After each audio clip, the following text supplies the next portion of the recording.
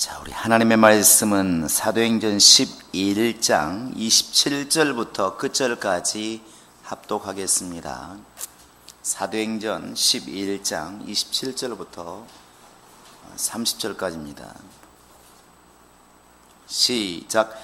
그때의 선지자들이 예루살렘에서 안디옥에 이르니 그 중에 아가보라 하는 한 사람이 일어나 성령으로 말하되 천하에 큰 흉년이 들리라 하더니 글라우디오 때에 그렇게 되니라. 제자들이 각각 그 힘대로 유대에 사는 형제들에게 부조를 보내기로 작정하고 이를 실행하여 바나바와 사울의 손으로 장로들에게 보내니라. 아멘. 영적 생활은, 특히 신앙 생활은 하나님을 모시는 생활입니다. 그렇기 때문에 두 가지가 완벽하게 이루어지지 않으면 이 영적 생활이 안 됩니다. 신앙생활이라는 이 단어 속에도 신앙과 생활이라고 하는 두 단어가 이렇게 들어가 있는 것처럼 신앙생활은 내 마음대로 하는 것을 우리가 신앙이라 말하지 아니하고 신을 앙망한다 그래서 말 그대로 하나님이 계신 것을 알고 그분의 음성을 듣는 것, 그분의 뜻을 이해하는 것, 그분이 명령하신 그 명령을 제대로 파악하는 것, 이것이 으뜸입니다. 이게 안 되면 바로 이제 바리새인들이나 서기관들이 예수님께서 직접 말씀하셨습니다. 너희는 씨 뿌리는 비유를 들으라, 이렇게 쉬운 얘기를 해도 그들이 말할 때 도대체 이게 무슨 말이냐, 이렇게 된다는 것이죠. 또 제자들에게도 예수님 말씀하십니다. 내가 곧 죽어야 하리라. 내가 죽어야 하나님 뜻이 이루어지리라. 그래서 요나도 마찬가지고 이렇게 계속해서 나에 대해서 예언하고 있지 않느냐, 이렇게 말해도 제자들은 그 말한 뜻을 깨닫지를 못하니까 왜 예수님이 죽으신다고 말씀하실까? 예수의 말을 못 듣는다고 그러니까 소리를 못 듣는다는 것이 아닙니다. 소리는 듣는데 그 소리에 담겨진 뜻을 이해하지 못하는 것이죠.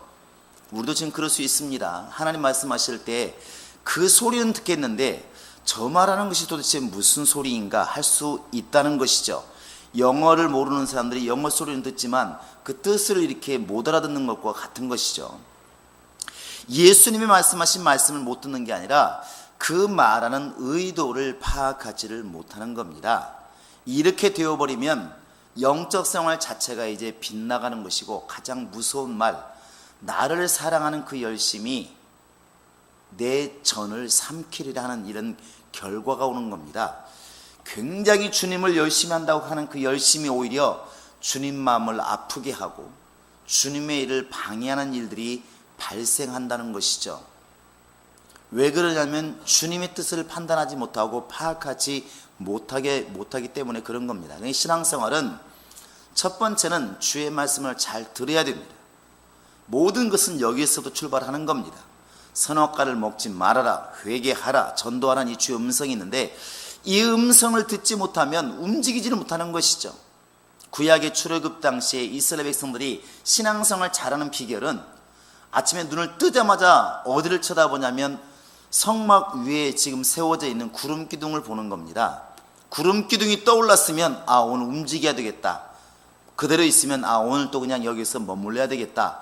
자기 움직이는 것이 자기 의지에 달려있는 게 아니라 그 구름을 보는 겁니다. 민감하게 보는 것이죠. 민감하게 보는 겁니다. 결국 내가 서고 내가 움직이고 내가 말하고 행동하는 모든 것의 근거를 내 기분이나 내 생각이나 상식에 두는 게 아니라 주님 편에 두는 것이, 그게 신앙이라는 것이죠. 그들이 1년 동안 머물 때도 있었는데 너무 지겹지 않겠습니까? 사막에서 아무것도 없는데. 그러니까 이 이집트나 이제 이스라엘이나 중동 사람들이 우리나라 왔을 때 가장 부러운 게 뭔 것 같아요?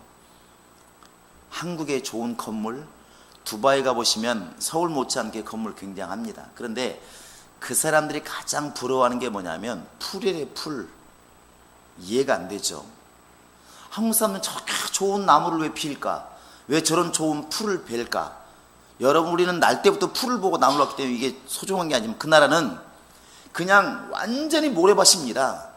그러니까 나무 한 그루가 얼마나 소중한지, 왜 얼마나 보았던 그런 그 조각목 보지 않았습니까? 그 사막에 나무 한 그루 있어요. 그 사람들 올 때 이 대한민국의 파란 산, 푸른 들판 보면 너무 부러운 거 얘기해요. 야, 저기다 양을 풀어놓으면 얼마나 좋을까. 자기들 생각을 하는 거예요. 근데 이 사람들이 볼 때는 정말 이렇게 우리나라가 부럽고 막 한다는 것이죠. 근데 이 사람들이 그 땅이 그렇게 사막인데 거기서 하루도 아니고 1년 동안 있다 보면 얼마나 지겨울까. 그렇게 생각할 때 우리 한번 좀 떠났으면 좋겠다, 그런 생각이 왜 안 들겠습니까? 그런데 그렇게 하는 것이 신앙생활이 아니라는 것이죠. 때로는 경치가 좋아서 머물고 싶어도 구름이 떠오르면 가는 것이고, 떠나고 싶은 마음이 굴뚝 같지만 구름이 머물러 있으면 멈추는 것, 그게 신앙이라는 겁니다. 신앙생활은 내 마음대로 하는 것이 아니라 나를 이끌어 가시는 주님의 뜻을 살펴서 주님 마음대로 가는 것이, 그게 진짜 신앙생활이라는 것이죠. 간혹가다 이렇게 소 길들이는 걸 가끔 봅니다. 지금은 뭐 쟁기질을 거의 안 하지만 과거에는 소가 거의 쟁기질을 했어요. 간혹가다 지금도 시골에서 쟁기질하는 걸 보는데, 그 1년 넘으면 코를 뚫고, 콧대를 뚫고 그다음에 소를 길들이는데, 소 길들이는 날은 아내고 남편이고 죽을 고생을 합니다. 왜 그러냐면 힘은 넘쳐요. 이 소가 이제 한 1년 2년 되면 소가 얼마나 힘이 좋은지, 코를 뚫어놨어도 막 사람을 끌고 갑니다. 끌고 가는데 주인의 뜻대로 가는 게 아니라 지 맘대로 가는 거예요. 그러니까 아내는 코 옆에 가서 이 콧대를 딱 잡습니다. 원래 코를 잡으면 꼼짝 못 하거든요. 그러니까 끌고 갑니다. 그래서 아내가 이제 이 고랑을 따라서 잘 가죠. 옆에 소가 나란히 걷고 있는 것이죠. 뒤에는 남편이 이제 소를 쟁기를 잡고 따라갑니다.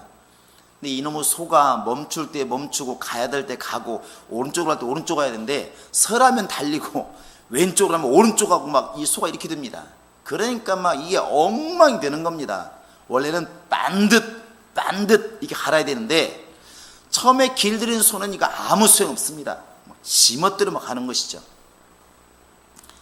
그런 소가 이제 두드려 맞고 혼나고 코가 찢어지고 피가 나고 하다 보면 한 3년 5년 지나면 옆에서 아내가 잡아주지 않아도 소가 알아서 고랑을 보고 그 고랑 옆으로 갑니다.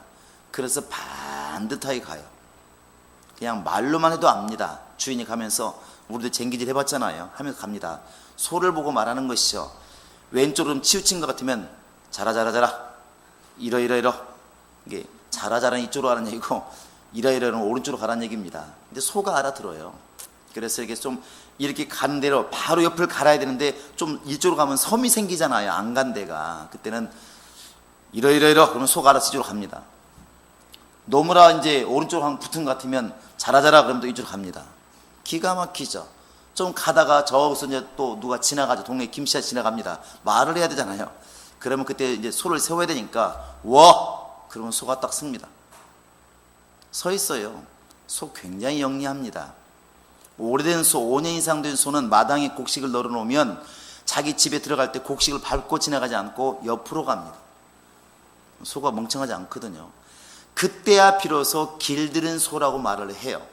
여러분 아마 원앙소리라는 걸 보시면 알 겁니다. 소가 그때부터 주인의 모든 걸 알아요. 주인이 그 원앙소리에서도 보시면 알겠지만, 주인이 장날 가가지고 술 먹고 그냥 구르마에서 그냥 아예 들어오고 자버리잖아요. 잤는데 소가 알아서 집에까지 데리고 오잖아요. 차 오면 비켜 쓰고, 돌 있으면 피해 가고. 주인은 잠들었는데 소 혼자 구르마를 끌고 자기 집까지 몇 킬로를 걸어서 오는 거예요. 주인의 그림자만 봐도 알고, 주인의 소리만 들어도 소가 알아서 딱 쓰고 가요. 그때서야 비로소 제대로 된 길든 소라고 말할 수 있죠. 어찌 보면 신앙생활은 막 처음에 교회 와가지고 내가 주님을 위해서 뭘 하겠다 이렇게 말할 때 굉장히 우리 볼 때 열심히 하는 것처럼 보이지만, 그때 정말 이제 아직 길들이지 않은 소와 마찬가지라는 것이죠. 그런 소가 이제 좀 이렇게 깨지고 저렇게 훈련되다 보면 어느 중간 지나면 내가 막 뭔가 해보겠다는 생각이 아니라 주님이 나를 통해서 무엇을 원하실까를 고민하기 시작하는 거예요. 사실은 이제 진짜 주님의 일꾼이 되어 가는 것이죠. 신앙생활 첫 번째 비결이 뭐냐면 주님이 무엇을 원하시느냐, 어떻게 말씀하시느냐는 것이죠. 그리고 두 번째가 뭐냐면 그 말씀하신 것을 뼈가 부러져도 내가 죽을 고생해도 내가 어떤 희생을 치르더라도 반드시 내가 이루어 드리겠다는 그 행동, 그렇게 움직이는 것이 결국 신앙생활 성공의 비결입니다. 너무 쉽죠. 말로는. 자, 한번 해볼까요? 잘 듣고, 크게 따라서 하시기 바랍니다. 잘 듣고 잘 행하자. 이게 쉽질 않죠. 듣는 것은 영감이 없어서 못 듣고, 성령의 교회들이 하시는 말씀은 영감이 없어서 안 들리는 거예요. 안 들리고, 행하는 것은 상황이나 형편이나 나도 꿈이 있고 나도 할 일이 많으니까 이게 바빠서 안 되고, 그런데 이 두 가지가 이루어져야 됩니다. 오늘 성경에서 보면 이 짧은 몇 구절이지만 이 두 가지가 잘 된 것을 볼 수 있어요. 첫 번째, 잘 듣는다는 걸 보시면, 자, 한번 27절 28절 볼까요? 시작. 그때 선지자들이 예루살렘에서 안디옥에 이르니 그 중에 아가보라 하는 한 사람이 일어나 성령으로 말하되 천하에 큰 흉년이 들리라 하더니 글라우디 때에 그렇게 되니라. 여기에 보시면 27절에 생소한 단어가 나오죠. 선지자란 단어가 나옵니다. 우리는 조금 이제 좀 거북스러운 단어일 수 있어요. 선지자는 구약시대 때 많이 활동했던 그런 직분자인데, 신약시대의 선지자라고 그러니까 잘 말도 안 나오고, 이게 좀 이해가, 원래 우리 가르칠 때에는 구약에서는 하나님 말씀을 대언했던 그런 직분이 선지자인데, 지금은 성령이 오셔서 일하니까 그럴 필요가 없다. 선지자를 거의 말을 안 해왔어요. 선지자라는 단어가 곳곳에 나옵니다. 여기도 나오고, 그 다음에 뒤에 보면 이제 에베소 4장 11절에도 하나님께서 교회 몇을 세우실 때 사도와 선지자와 교사와 목사를 세웠다 이렇게 말하고 있는데, 그때도 분명하게 선지자라는 말을 씁니다. 그런데 선지자가 뭐 하는 자일까? 선지자는 예언하는 자예요. 미리 말을 하는 자예요. 하나님이 하실 일을 미리 말하는 것이 예언입니다. 또 예언 그러면 또 이제 좀 알러지가 생길 수가 있는데, 예언은 여러분 있다고 보셔야 됩니다. 왜냐하면 사도행전을 보면 예언이 없는 게 아니잖아요. 오늘 말씀에도 보시면 28절에 이렇게 돼 있잖아요. 예루살렘에서 이제 안디옥이 원체 왕성하니까 안디옥으로 사도들이 왔어요. 많은 사람들이 왔는데 무엇 때문에 왔는지 정확하지는 않습니다. 핍박 때문에 왔는지, 피해서 왔는지, 아니면 예루살렘에 지금 흉년이 들어서 도와달라고 지금 왔는지는 모르겠는데 왔습니다. 근데 그 중에 아가보라는 사람이 있어요. 아가보, 뒤에도 나오는데 아가보라는 사람이 선지자라고 되어 있는데, 이 사람이 어떻게 예언하냐면 천하에 큰 흉년이 들리라 하더니 글라우디 때에 그렇게 되니라. 예언을 했는데 예언이 맞았어요. 근데 어떻게 예언했느냐? 성령으로 예언했다 이렇게 되어 있습니다. 근데 이 아가보의 이름이 뒤에 또 한 번 나와요. 우리 한번 사도행전 21장을 보시기 바랍니다. 바울을 두고 이렇게 예언을 하게 되는데, 자, 한번 볼까요? 9절부터 한번 보겠습니다. 9절부터 11절까지 시작. 그에게 딸 넷이 있은 처녀로 예언하는 자라. 여러 날 머물러 있더니 아가보라 하는 한 선지자가 유대로부터 내려와 우리에게 와서 바울의 띠를 가져다가 자기의 수족을 잡아매고 말하기를, 성령이 말씀하시되 예루살렘에서 유대인들이 이같이 이 띠 임자를 결박하여 이방인의 손에 넘겨주리라 하거늘. 여기에도 아가보는 뭐로 나와 있나요? 선지자로 나와 있어요. 근데 아까는 바로 흉년 들리라 하더니 글라우디 때, 황제 때에 흉년이 들었어요. 응하였더라고 성경에 나와 있고, 여기에서는 바울의 혁들을 갖다가 이 사람이 예루살렘에 올라가면 엄청난 핍박을 당하고 이방인의 손에 넘겨오리라 이렇게 예언을 했는데, 이 예언이 이루어집니다. 이 뒤에 이제 바울이 내가 설사 그렇게 핍박을 당한다 할지라도 주의 복음을 증거하는 그 일을 위해서는 나는 목숨도 아까운 곳 생각하지 않는다 그러고 이제 예루살렘에 가죠. 가가지고 결국 붙들립니다. 붙들려가지고 거기에서 죽이려고 하는데 바울이 말하기를, 내가 왜 법도 없이 재판도 없이 죽느냐 이렇게 하니까 결국 로마에까지 가게 됩니다. 황제에까지 가는 것이죠. 결국 이방인의 손에 넘기우리라 하는 이 아가보의 예언이 그대로 이루어집니다.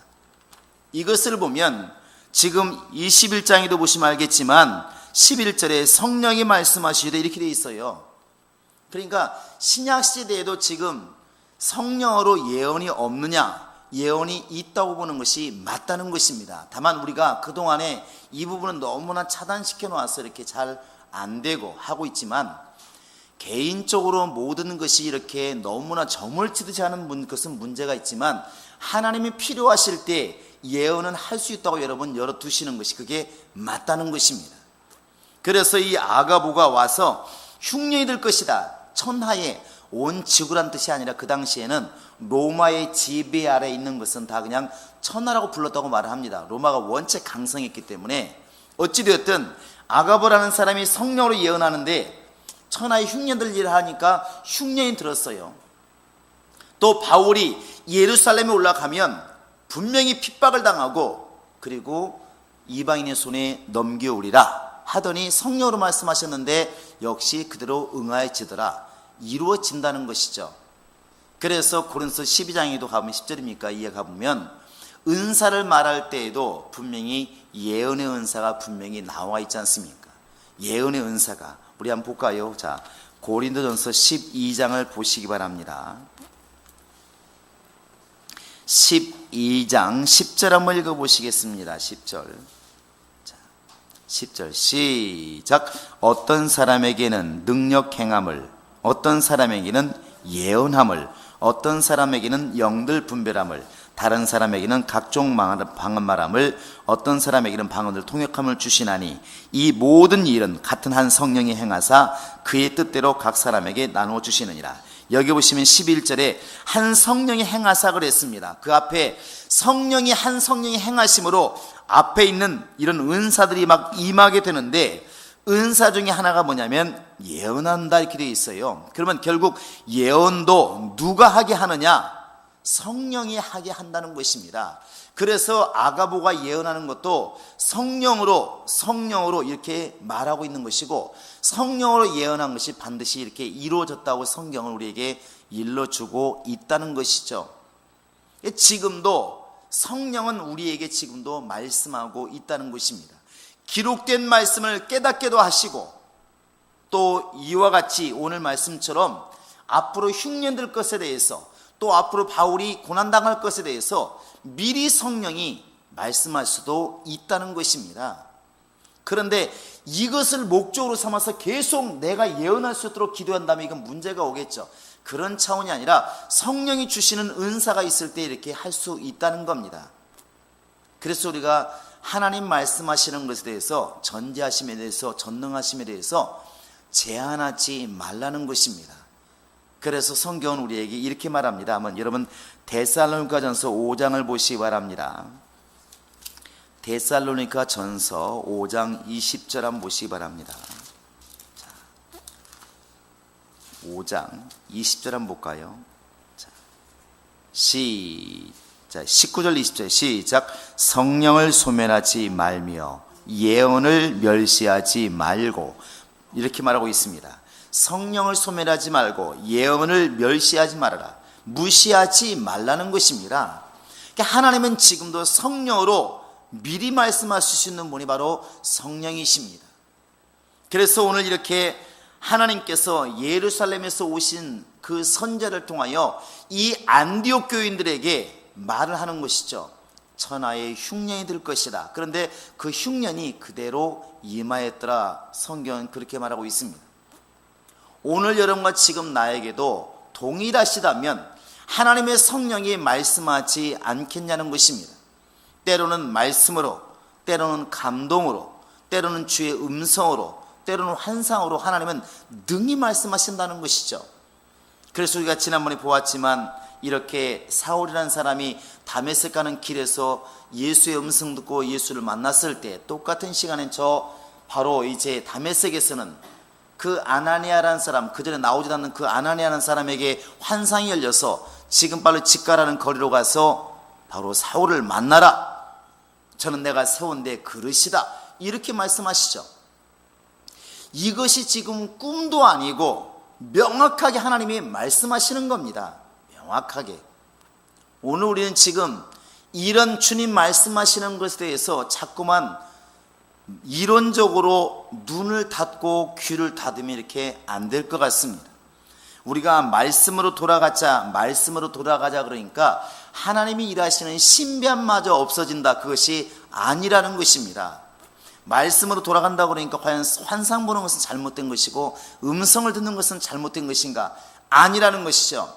그것이 벗어났을 때 문제가 오지만 분명히 하나님은 말씀 안에서 지금도 성령으로 역사하시는 분이 바로 하나님이라는 사실입니다. 그래서 여러분, 주님의 음성에 항상 민감하게 이렇게 귀를 열어 두시기 바랍니다. 아무 때라도 말씀하실 수 있는 분이 하나님이라는 것이죠. 그래서 우리의 마음은 항상 이런 태도를 가지고 있어야 맞다고 생각합니다. 주여, 종이 듣겠사오니 말씀하소서. 이 태도가 가장 좋은 태도입니다. 한번 해보실까요? 시작. 다시 한번 시작. 아니면 바꿔야 되겠죠. 주여 말씀하소서, 종이 듣겠나이다.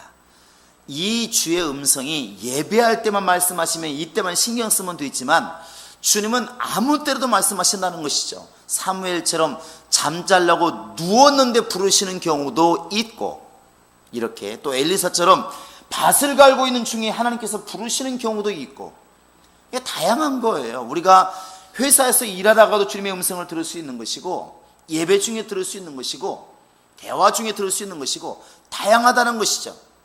그래서 사람들이 그런 간증도 있잖아요. 이렇게 어떤 사람이 말을 하는데, 대화하는데 막 얘기를 하는데 주위에서 말씀하시더라고요. 저 말은 지금 너를 속이는 말이다, 가짜다. 딱 주의 음성이 들리는 것이죠. 딱 보니까 결국은 가짜인 것이죠. 그건 뭐 들으려고 들은 게 아니라 주님 말씀하시는 것이죠. 그렇게도 말씀하시는 분이 하나님이라는 사실입니다. 이 당시에 안디옥 교인들이 앞으로 어떻게 되겠습니까? 물은 것도 아닌데 성령이 말씀하게 하시는 겁니다.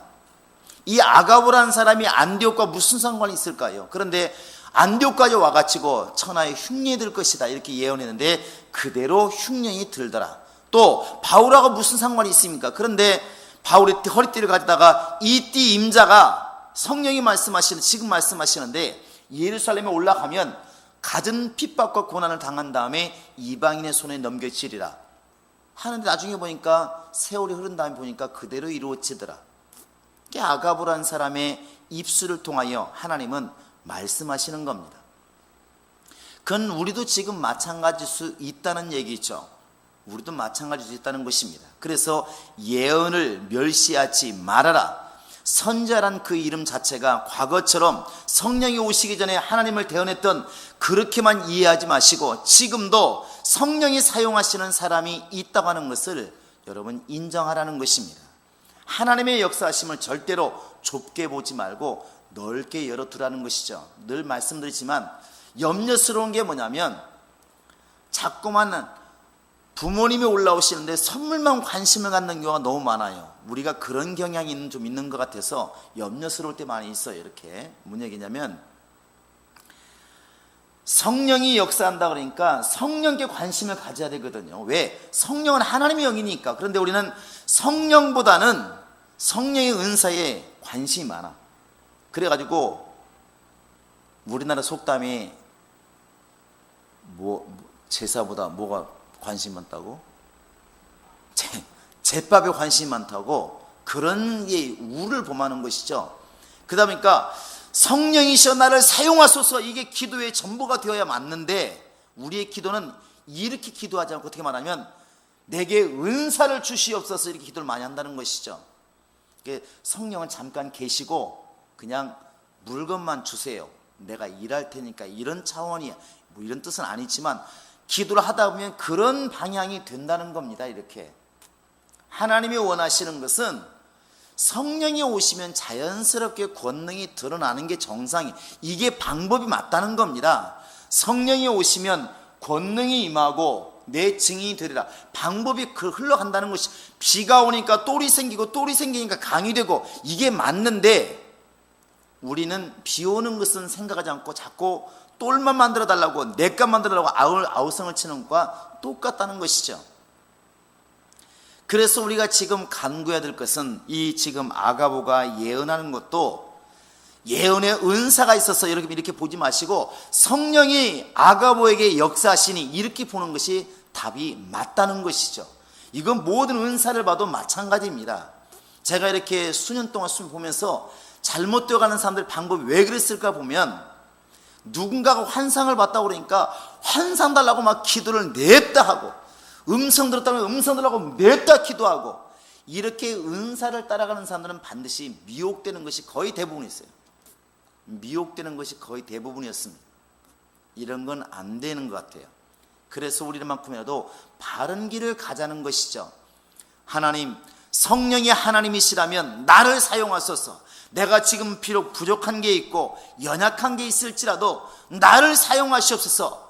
주님이 예언이 필요하시면 예언의 도구로 사용하시고, 병고침 필요하면 병고침의 은사로 도구로 사용하시고, 말씀이 필요한 곳 있으면 나는 말씀의 도구로 사용하소서. 나는 주님이 어떻게 사용하시든 나는 주님께 사용당하는 것으로 감사히 여기겠습니다. 이런 마음이 든다고 한다면 주님이 어떻게든 쓰시지 않겠느냐는 것이죠. 이렇게 나가면 미혹될 것도 없고 잘못될 것도 없습니다. 왜? 성령이 쓰시는 거니까. 그래서 아가보라는 사람이 예언한다는 것을 반드시 앞에 성령이라는 말을 반드시 쓰는 것입니다.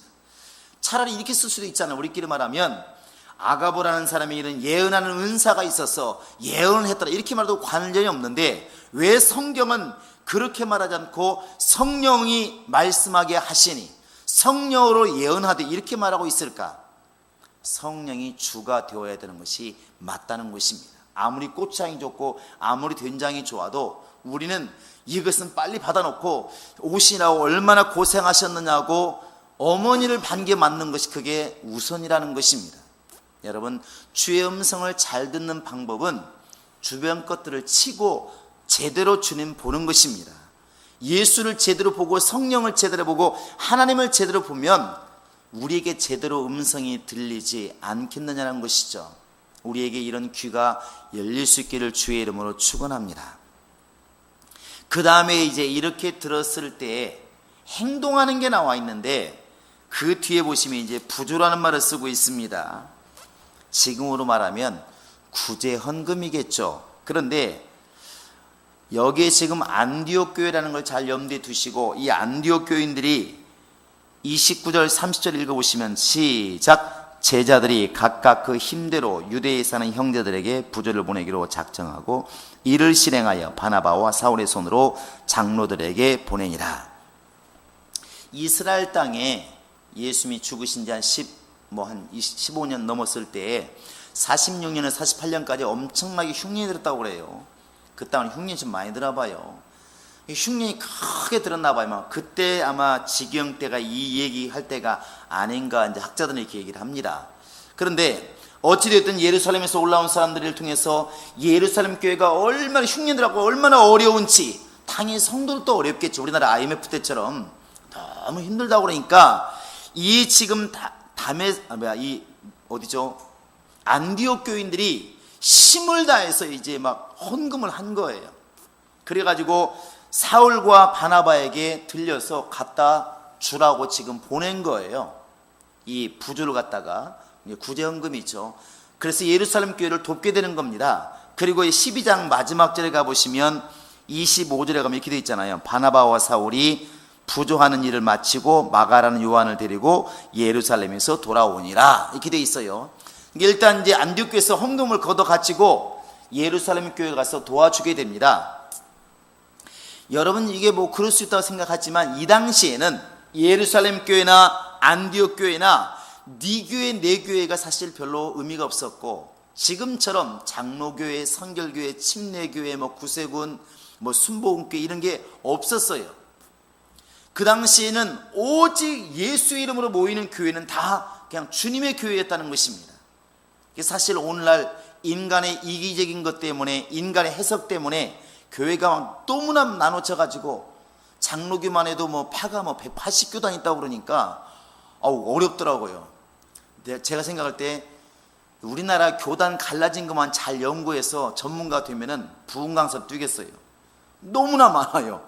그러니까 크게 보면은 합동 측, 통합 측 두 개가 있어요. 큰 줄거리가. 그러니까 장로교 그러면 통합 측입니까? 합동 측입니까? 근데 또 물어보잖아요. 합동측인데요. 그건 개혁입니까? 고신입니까? 복잡해요. 그 안에 또 들어가면 또 나눠지고 또 나눠지고 마치 막 엄청나요. 마치 피줄처럼만 나눠져요. 이걸 다 아는 사람 별로 없어. 너무 복잡해요. 이 당시에는 그렇지 않았다는 것이죠. 예루살렘 교인들이 어려운 것은 내가 어려운 것이고, 저쪽 교회가 어려운 것은 내가 어려운 것이고, 이게 사실 우리 기독교인들이 이런 믿음만 가지면 교회가 지금보다 더 왕성할 것 같아요. 근데 지금은 그냥 내 교회는 내가, 네 교회는 네가 잘못했으니까, 이런 경향이 너무 많다는 것이죠. 마음이 너무 이렇게 닫혀 있는 것입니다. 그 당시에 예루살렘 교회를 얼마나 열심히 도왔는지 여러분 한번 성경을 찾아가면서 한번 이렇게 보도록 하겠습니다. 자, 갈라디아 교회를 한번 보겠습니다. 갈라디아서 2장을 보시기 바랍니다. 갈라디아 교회, 갈라디아서 2장을 보시면 2장 10절을 보시기 바랍니다. 자, 갈라디아서 2장을 보시기 바랍니다. 2장 10절 시작. 다만 우리에게 가난한 자들을 기억하도록 부탁하였으니 이것은 나도 본래부터 힘써 행하여 왔노라. 이게 뭐냐면 지금 갈라디아 교인들에게도 바울이 지금 당부하는 것입니다. 가난한 사람들을 기억해라. 결국 예루살렘 교회를 돕게 되고 주변 교회를 돕게 됩니다. 고린도 교회도 마찬가지죠. 자, 고린도 전서 같이 보겠습니다. 16장입니다. 고린도전서 16장, 자 1절 2절 한번 읽어볼까요? 3절까지. 자 시작. 성도를 위하는 연보에 관하여는 내가 갈라디아 교회에게 명한 것 같이 너희도 그렇게 하라. 매주 첫날에 너희 각 사람이 수입에 따라 모아두어서 내가 갈 때 연보를 하지 않게 하라. 내가 이를 때에 너희가 인정한 사람에게 편지를 주어 너희의 은혜를 예루살렘으로 가지게 가게 하라 하리. 보시면 지금 예루살렘으로 가지고 가야 되는데, 갔을 때 내가 갔을 때 허겁지겁 걷는 것을 보면 내 마음 편하게 하나님 편하겠느냐. 그러니까 미리미리 준비하는 것이 좋겠다. 매 주일을 준비하는 게 우리만 주일이겠죠. 그때마다 헌금을 해서 미리 준비하는 것이 옳겠다. 그래서 예루살렘으로 가지고 가도록 해라. 이게 지금 고린도 교회에게도 이렇게 준비를 하게 합니다. 이 당시에 아마 예루살렘 교회가 어려우니까 다 이렇게 아마 했던 모양이죠. 또 마게도냐와 아가야도 마찬가지입니다. 자, 성경 한번 찾아보겠습니다. 로마서 15장입니다. 로마서 15장 26절 보시기 바랍니다. 로마서 15장 26절 시작. 이는 마게도냐와 아가야 사람들이 예루살렘 성도 중 가난한 자들을 위하여 기쁘게 얼마를 연보하였음이니라. 지금 예루살렘 교회에서 교회가 시작되었지만 그 지금으로 말하면 터키 또 시리아 이쪽 지방에 많은 교회가 생기는데, 그 교회들이 어느 순간에 지금 예루살렘 교회가 어렵단다 그러니까 힘을 다해서 막 지금 그 교회를 돕고 있는 것입니다. 예루살렘 교회를 하나님 말씀대로 열심히 돕고 있는 것이죠. 그러니까 오늘날 우리가 지금 눈을 크게 뜨고, 그래서 늘 우리가 말하는 것처럼 저 중동에서 예수 믿는 사람들이 핍박을 당하고 순교를 당하고 있다 그러면 에이 뭔가 잘못했겠지가 아니라 내 아픔이고 우리 아픔이 될 수 있어야 우리가 제대로 된 신앙을 가지고 있다는 것입니다. 여러분 뉴스를 들으실 때 혹시 나와 상관없는 곳에 기독교인들이 또 정말 남미나 아프리카에서 기독교인들이 총살당하고 죽었다 그러면 정말 그것이 내 가슴이 아파야 되고 우리의 가슴이 쓰려야 되고, 이것 때문에 더 기도가 나와야 그게 우리가 한 몸이라고 하는 증거라는 것이죠. 그들이 정말 예수의 사람이라면 내가 가슴이 안 아프다고 하는 것은 나는 별개 사람입니다. 어떻게 발가락을 다쳤는데 손이 말하기를 나는 상관없다 말할 수가 있겠느냐는 것이죠. 한 몸이라면, 성령으로 한 몸이라면 뭐가 문제가 있잖아요. 중동의 교회가 어려움을 당하는데 내가 아무런 감동도 없어. 그러면 저쪽이 진짜든지 내가 진짜 둘 중에 하나인데, 내가 진짜라면 저쪽이 가짜고 저쪽이 하나님 역사는 진짜 교회라면 내가 가짜라는 겁니다. 한 성령이라면 그럴 수가 없다는 것이죠. 내 식구가 어려움을 당하는데 어떻게 내가 편안할 수가 있는가? 그건 한 식구니까 그럴 수가 없잖아요. 그건 영도 마찬가지라는 것입니다. 그래서 어느 교회가 정말 어려움을 당하면 내가 그럴 줄 알았어가 아니라 하나님이 얼마나 가슴이 아프고 힘드셨을까를 우리는 고민할 줄 알고 내 가슴이 아파야 그게 우리가 지금 성령의 사람이라는 증거를 갖게 된다는 것입니다. 놀랍게도 우리가 많이 인용하는 이렇게 힘을 다해서 헌신해라, 또 구제에 힘쓰라는 것들이 보면 자기 교회 내 몸이 아니라 다른 교회 다른 지체에 대해서 말한 게 너무 많다는 것이죠. 어차피 봤으니까 여러분 고린도후서 한번 9장을 보시기 바랍니다. 자, 고린도후서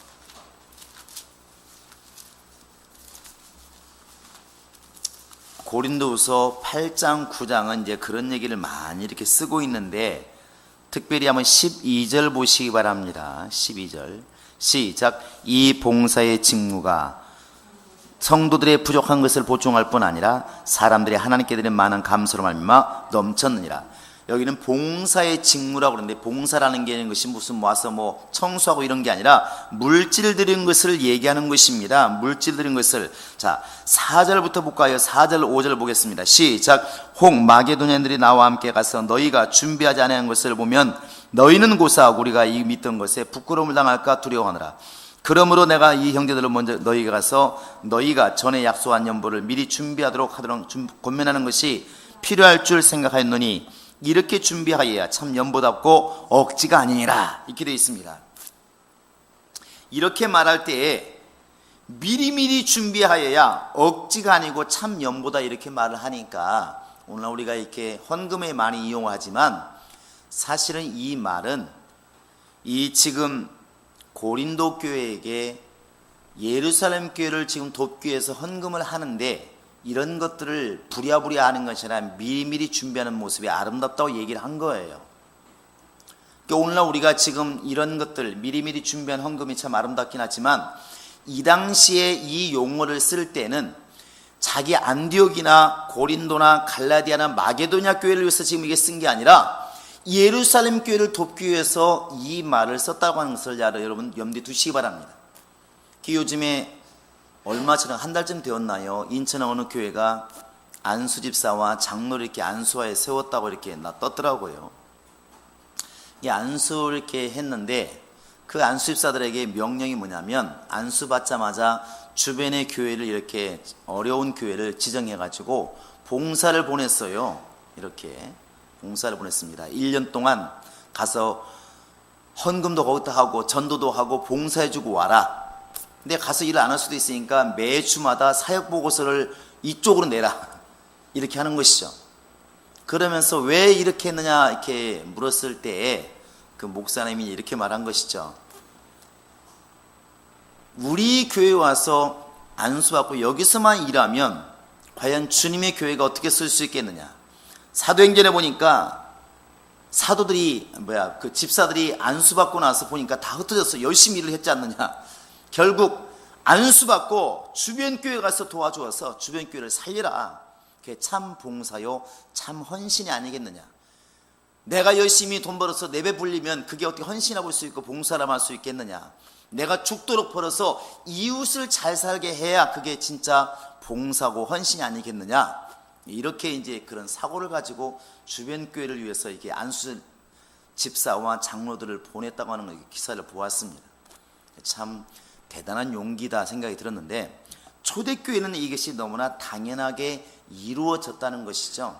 개인적으로 보면 열심히 예수 믿는 사람이 돈을 벌어서 나를 위해서도 누구도 말하지 않지만 열심히 돈을 벌어서 내 이웃과 교회와 다른 곳을 쓸 때 그게 봉사의 직무가 되는 것이고, 우리 교회도 마찬가지죠. 열심히 헌신하고 열심히 정말 열심히 봉사해서 교회가 성장했을 때 봐라 우리 교회가 이렇게 능력이 있어 성장하지 않느냐, 이런 쪽으로 사용하지 않고 우리가 철저하게 이것을 갖다가 교회를 세우고 선교하고 이웃을 돕는 일에 우리 것을 내놓았을 때 비로소 온전한 봉사가 될 수가 있다는 것입니다.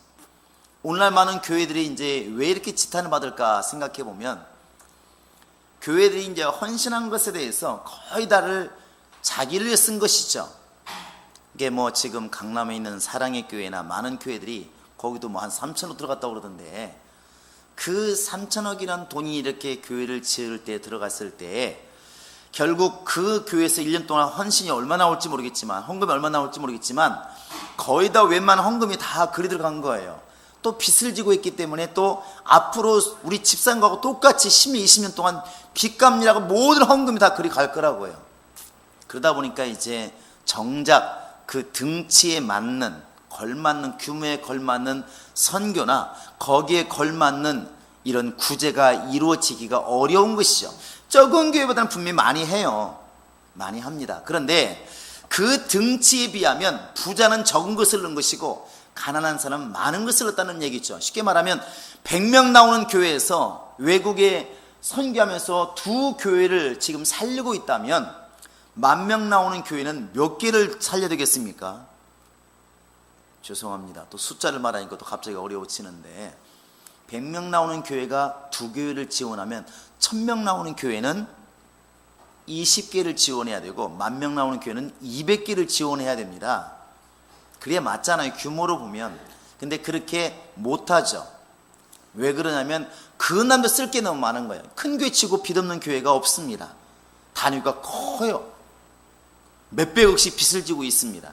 근데 앞으로도 빚 갚으려면 몇 년 동안 계속 헌금이 그리 가야 되는 것이죠. 그러다 보니까 사람들이 볼 때는 큰 교회니까 야 구제를 많이 하겠다, 선교 많이 하겠다 그랬지만 정작 그들은 그들대로 어려운 거예요. 이게. 근데 이 당시의 교회, 사도행전에 있었던 이 당시의 교회들은 극심한 가난 중에도, 극심한 어려운 중에도 열심히 했다는 것이죠. 바울이 계속 말하는 것이 바로 그것입니다. 어려운 중에, 힘든 중에도 넘치도록 했다. 오히려 넘치도록 그런 연보를 해서 이렇게 예루살렘 교회를 도왔다, 이렇게 말을 합니다. 우리의 신앙이 어디에 있을까? 이렇게 성령으로 말씀하시는 음성을 잘 듣고 그 들은 바 음성대로 철저하게 어려움을 당한 성도를 돌아보는 실천이 있었을 때에 비로소 신앙생활을 잘하는 사람이라고 말할 수가 있다는 것입니다. 여기 계신 분들도 아마 똑같을 건데 이 두 가지를 잘 하시기 바랍니다. 뭘 잘하라고요? 또 금방 안 나오는, 다시 시작합시다. 뭘 잘하라고? 두 가지. 잘 듣고 또 하나는 잘 행동하고, 이 두 가지예요. 이런 얘기 있을 때 병원 가니까 야 뭐하니, 뭐만 잘해도 건강한 거라고 딱 두 가지 말하더라고. 잘 먹고, 말 안 해도 압니다. 잘 먹고 그냥 응아 잘하면 그게 정말 행복한 거고 건강한 거더라. 병원에 가보면 알아요. 근데 신앙생활도 마찬가지입니다. 주의 음성 잘 듣고 주의 뜻대로 잘 행동하면 두말할 게 없습니다. 그게 신앙생활 가장 잘하는 것입니다. 우리 모든 교인들이 그리 되기를 주의 이름으로 축원합니다. 그래서 주의 음성을 잘 듣고 정말 주의 뜻대로 잘 살려고 몸부림치는 우리 모든 성도 될 수 있기를 주의 이름으로 축원합니다.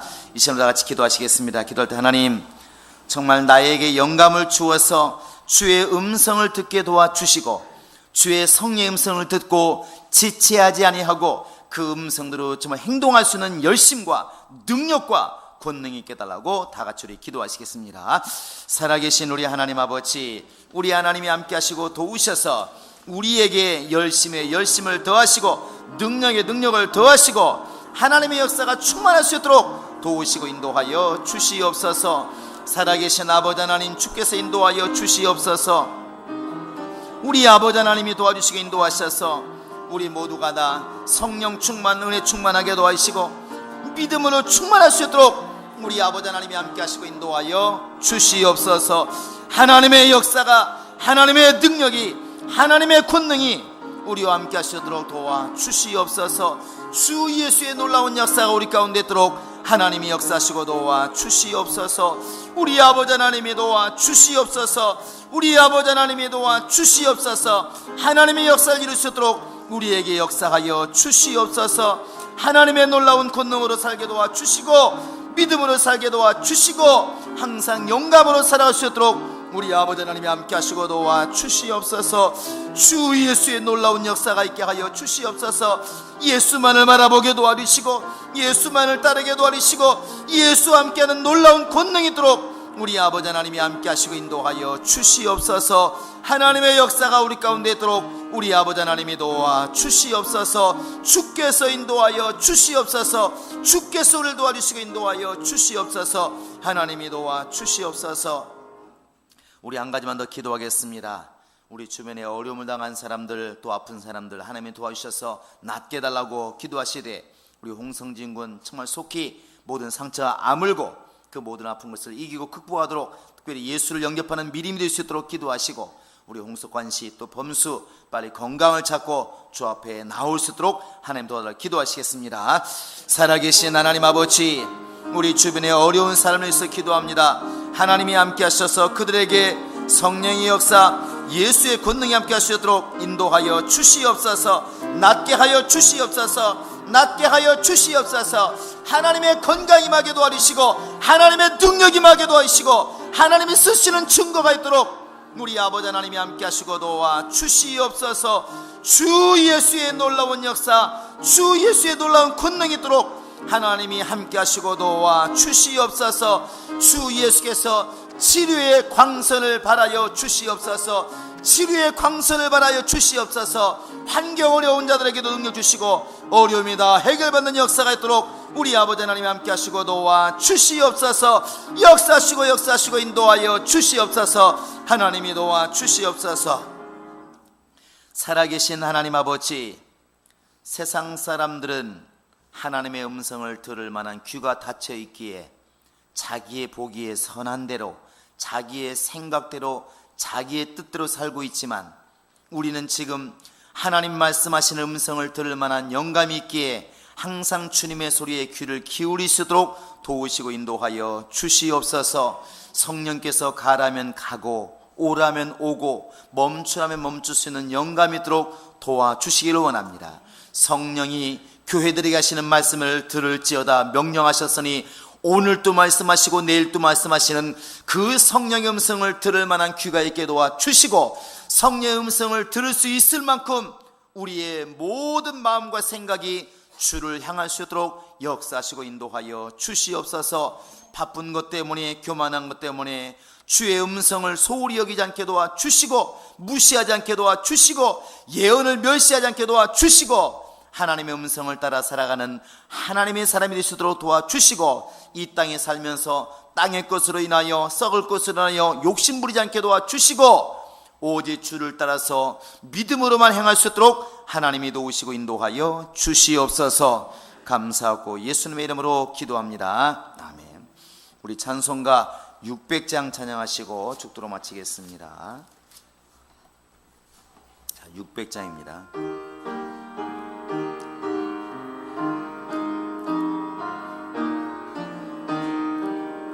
교회에 잠든 터는 우리 주 예수라.